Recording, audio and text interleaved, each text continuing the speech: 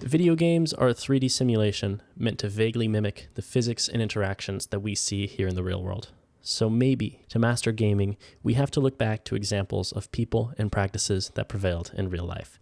In this video, I'm going to show you examples and crucial concepts that will help you master every game genre and achieve the ultimate goal, being better than all your friends. So if you guys like this video, please subscribe, and I promise you subscribing is absolutely free. Let's get to it. Let's talk about economy first. The power of nations is rooted in their natural resources. How effectively a sovereign area can utilize these resources to boost or fuel its economy in every scenario leads to a strong military, which represents the nation's ability to gain new resources and protect its existing ones from other players. In-game, there's always an economy. You can focus on economy long before you focus on taking any military action. And in fact, you should be focusing on economy for much longer than you probably are. For example, let's bring this into in-game, there's StarCraft. Now, the meta over the last 20 years in StarCraft has evolved. These days, the only strategies that are surviving are the ones with an extremely greedy economic early game. Now, don't get me wrong, there's counterplay, right? There's early cheeses, there's Zerg Rush that you can do, but the mainstream strategy has evolved over the last 20 years to go from, like a 2 barracks, 2 base economy to people expanding to 3 bases within a minute and 30 seconds. And it's just simple math, right? The likelihood, basically you're balancing a likelihood that you're going to die in the first minute and 30 seconds or the first 2 minutes of the game, whichever game it is, it doesn't matter what genre you're talking about, right? You're balancing that slim chance with the, let's say, significant advantages of spending a longer time looting, spending a longer time getting your economy up, because at the end of the day, it's the economy that funds the military. You can't have a strong military without having a strong economy first. So raising your resources early in the game has an exponential effect throughout the rest of the game. I'd recommend doubling the amount of time you're currently using before fighting, before you make your first militant action. Now, sometimes the economy in a game is a little bit more subtle than straight up natural resources. League of Legends, the economy is in the minions. And if you spend more time and kind of active focus on trying to get these minions while your enemy focuses on trying to kill you and, starts missing CS as well as overextending themselves into your lane, you're going to have an advantage simply by doing nothing. So my advice in League would be, if you currently spend the first 5 minutes focusing on CS, double that. Change that to 10 minutes focusing on CS before you focus on taking military action. I promise you, your game will not get worse. Having better items, having a higher economy is just going to lead you to be able to be stronger in the game, right? But, of course, if they're overextended, ping your jungler. If they're overextended, try to take advantage of their weakness. But that isn't your priority. Your priority is to get as much money as possible in the early game. By mastering the economy itself in either of those games, let's say League or StarCraft, you can become in the top 10% of players just by mastering the economy. Your mechanics don't have to be good. Nothing has to be good. But if you can make the most money in those games, you will have the best items and you can win with basic mechanical skills, nothing fancy. So that's really what I would focus on whenever you're getting into a new game, is focus on, okay, how do I master the economy in this game? Right? First off, you have to identify what the economy is, right? In a first-person shooter, it's guns. In like an RPG game, it's your tech tree. In League of Legends, it's the minions. In RTS games, it's actual resources. So the first step is identifying what the economy is. The second step is mastering that. And that's going to be your most effective way to skill up and become better than other players. One thing to think about is that when you're taking military action, when you're fighting, you're depleting your resources. So you have to choose these battles probably more carefully than you are right now. Usually you're only doing it for a couple reasons. The first one is if you're confident that you're going to gain more resources from winning the battle than you will spend during the battle. So there needs to be a clear net gain in resources. The other time where you might decide to fight is if there's a positional advantage or a map advantage to taking a certain area. Maybe there's a buff or high ground that you're fighting for, right? So a positioning advantage, or just for self-defense. If it's just going to waste your resources and there's no positional advantage, there's no map advantage, then it's just wasteless expenditure. And you can make your choice. It's a video game. You can do whatever the hell you want. But if you want to win more games and be better than your friends, you have to pick your fights pretty carefully. So positioning, so economy, that was the first section. The next section that you can focus on is your positioning. I'd say this is the next biggest thing. So the first thing to talk about, obviously, is high ground whenever we're talking about positioning. It's just a fundamental in pretty much every game. All of the shocking stories we hear from military history either involve an extremely defensible position, for example, Fort Knox or the Alamo, or it's something involving a high ground advantage where a small amount of people use the high ground as a force multiplier to take on seemingly unlikely odds. For example, the battle at Gettysburg, where cannons occupied the high ground and tore through thousands of infantry. Right? These are examples of positioning advantages that were used to win a battle, right? As a player, it doesn't matter how good you are at a game. If someone is behind you with a gun pointed at your center mass, you're probably already dead. So this is why finding a way to obtain a positioning advantage can compensate for any lack of mechanics and increase your fighting prowess. Maintaining a positional advantage is usually worth the resources. Later in the game, positioning tends to become more important than anything. Let's take StarCraft for an example, right? Where your production facilities and the resources in the game are depleted. So you're not really making any more units. So how you position yourself to fight becomes the most important thing. Let's take Fortnite, a battle royale, where the ring becomes smaller and smaller. There's fewer and fewer tactical advantages inside that ring. Now the high ground becomes more contested, right? So typically, as the game goes on longer, positioning becomes more and more important, right? So you have to think about routing yourself effectively and moving effectively and planning this stuff out beforehand so that you're the first person to that positional advantage. So there's actually real military protocols and practices that the U.S. Army uses just to get from one place to another. There's actual rules. It's quite a long list of things that they do whenever they are moving in enemy territory. The first one was hugging natural features, right? And setting fallback points. And when you're moving, you're vulnerable, right? So you have to constantly be aware of your surroundings. Stopping to check the environment for anything that could be out of place could save your life. Moving is necessary to maintain or gain positioning advantages.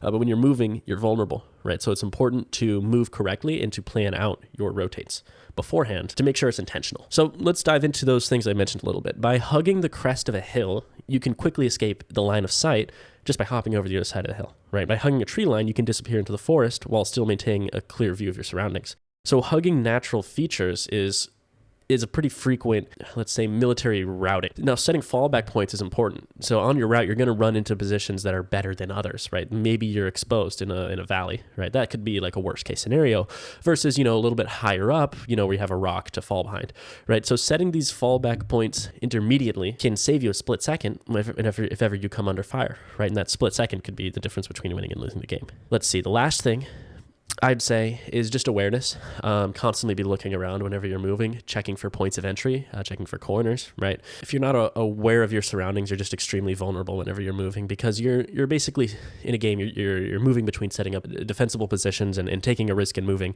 And by moving, you could be coming into somebody else's defensible position where they have an extreme advantage over you. So being aware of what those risks are when you're moving is key. I see people, this is probably one of the biggest things where people can improve on. They're just moving blindly through the map. They don't kind of realize the push and pull that's going on in the map or where the risks really are. And being aware of that is going to increase your game tremendously. Kind of how to be aware of that is the question. So for this one, I like to think about War Owl. He's a CSGO YouTuber. He's a well-established thought leader in FPS strategy. And he likens players to water. Your line of sight is like a dam. It blocks the water, right? So there can't be any water coming through if you don't see anything in your direct line of sight, right? But you need to look at the features on the map, right? Think about the entrances and the pathways, and also be aware of your team's positioning if this is a team-based game. Because if your team is missing a line of sight, then just imagine that water is flowing through that place, right? Or let's say you're in a battle royale, right? Usually this is more open. You need to think about your entrances. Kind of count entrances and think about the ways the water could get in. Now, let's say you're in an RTS game. It's usually a 3-lane system. Let's say you have intel in lane 1 and 2, but you don't have info in lane 3. If you're not seeing anything in lane 1, right, then you can pretty safely assume that there's somebody coming up in lane 3. So just kind of running, that simulation in your head of like, okay, where could the water be, to be aware of where the risks could potentially be at all times. And that's called game sense. That's usually what it's called.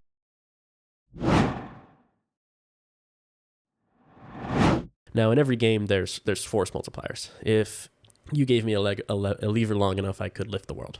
Some games allow you to leverage your power more than others. For example, Power World, you can leverage your time by employing pals. In real life, you can leverage your time through machines. And you have to take a look and see if there's any opportunities that perhaps could yield leverage in different ways, right? So for example, are there any high yield resource areas in your game where you can, leverage your time or have to move less to get the same amount of resources? For example, like in Fortnite, the aspects of the gods, right? That's something that's a force multiplier. Where you don't necessarily have to be better, but if you get the combat aspect, you just get a 5% boost to the damage you do, and you get a little bit better handling on your weapons. So that's an example of leverage, right? On a fundamental level, very fundamental level in first-person shooter games, guns leverage your ability to fight, right? Bigger and better guns have more impact with the same amount of effort. However, different weapons have different effective ranges. So to maximize leverage, use guns within their effective ranges at all times. And never use the wrong gun in the wrong scenario. That just kills your ability to fight, right?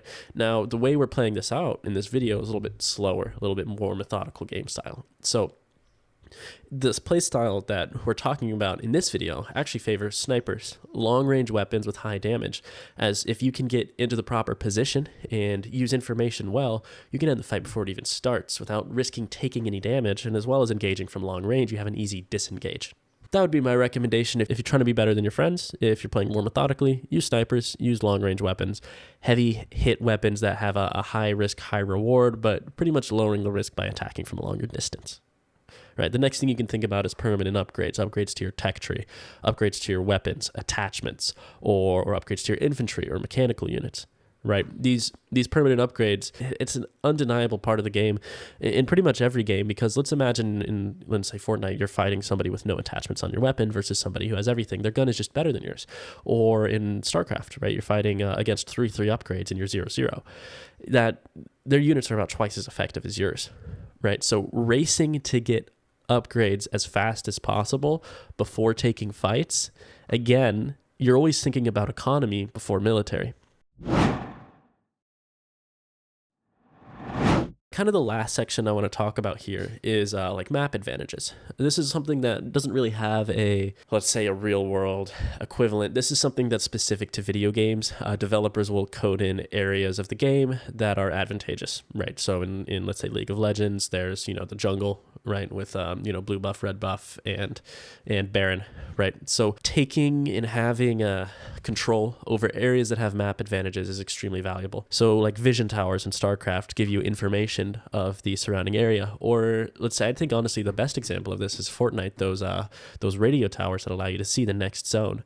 So these map advantages could lead to in-game buffs, they could lead to information advantages, and frankly what you'll find as you increase the level of play in any game is players opting to contest these map advantages more and more with more complicated strategies. So I'd say that's part of skilling up in any game, is determining first what are the map advantages, and then second, what's the best strategy to get it every single time. And do I do this? Do I properly contest and put enough effort and resources into taking these map advantages every single game? Because if you're not, then you're probably hurting your chances of winning, right? So the last thing I want to talk about is information, right? You got to think about in any instance where there's fog of war, there's imperfect information going on. You don't know what your opponent knows, and your opponent does not know what you know.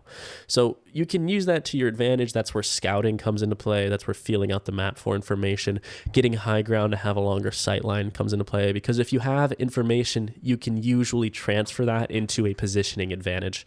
So that's usually where that leads. So getting the right information lets you know where you can go on the map safely to get a positioning advantage and potentially get behind enemy lines, or just intercept someone when they're moving through a vulnerable area because you know where they're going to be going. Having an information advantage can absolutely win the game, and the key there is not letting your opponent know that you have that information advantage until it's too late. So let's talk a little bit about, the conclusion and kind of wrapping this all up. So is this way of abstract thinking actually useful? Well, let's recap just a little bit, right? Focus on economy before fighting. Focus on your tech tree. Focus on your upgrades first. Once you have your upgrades, move into a positional advantage of high ground or an area of interest, always keeping in mind where you're weak and moving effectively and being aware of your surroundings, right?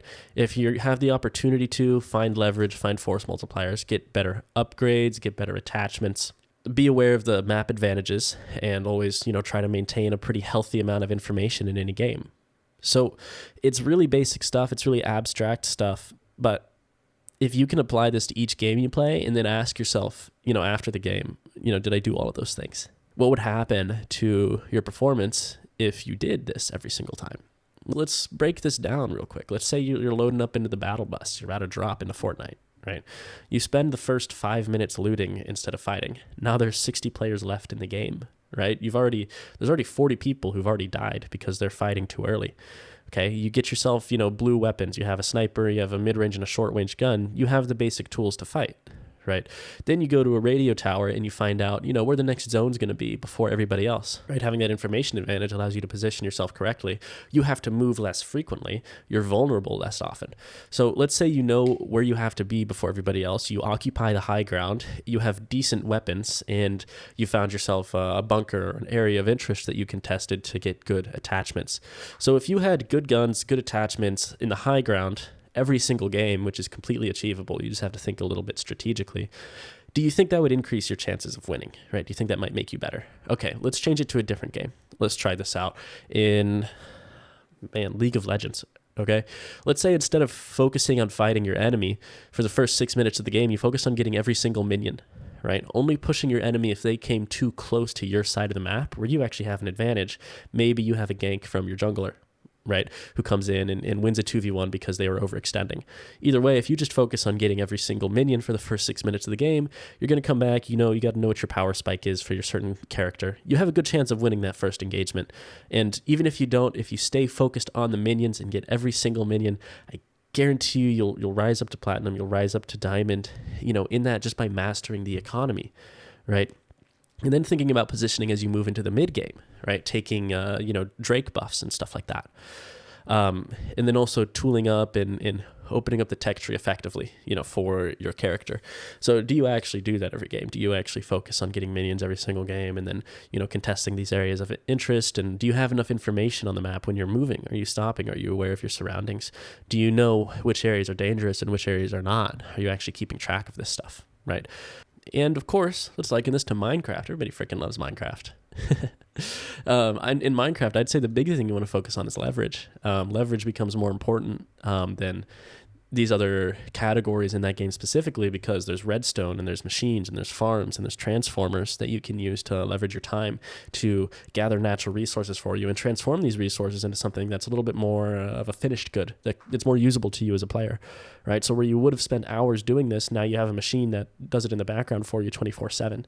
That's one way to think about it. And then, natural resources, of course, is your economy in Minecraft. And then positioning, basically you're building yourself a house to stay, safe from mobs. It's a PvE game. It's a little bit different, but you can still take these concepts to become better as a Minecraft player. So in conclusion, if you approach every game with this apparatus of thinking, you can quickly identify the things that you need to do to become good at the game, and you can become better at the game faster than these other players. And also, if you're a veteran of a game, you can use these concepts to base yourself. Of like, hey, am I actually doing these things? Let's look back. How effectively did I, fight for economy in positioning? Did I get enough leverage in that game? Did I have good information? Did I take advantage of any of the things that the developers coded into the map? Which area was I weakest in? Which area was I strongest in? And you can grade yourself on this rubric. So yeah, I think that abstract is a little bit useful, although it is going to change specifically to each game. So anyway, I hope you guys found this video helpful. It's actually a little bit quicker than I was expecting, but thanks for watching anyway. Have a good life.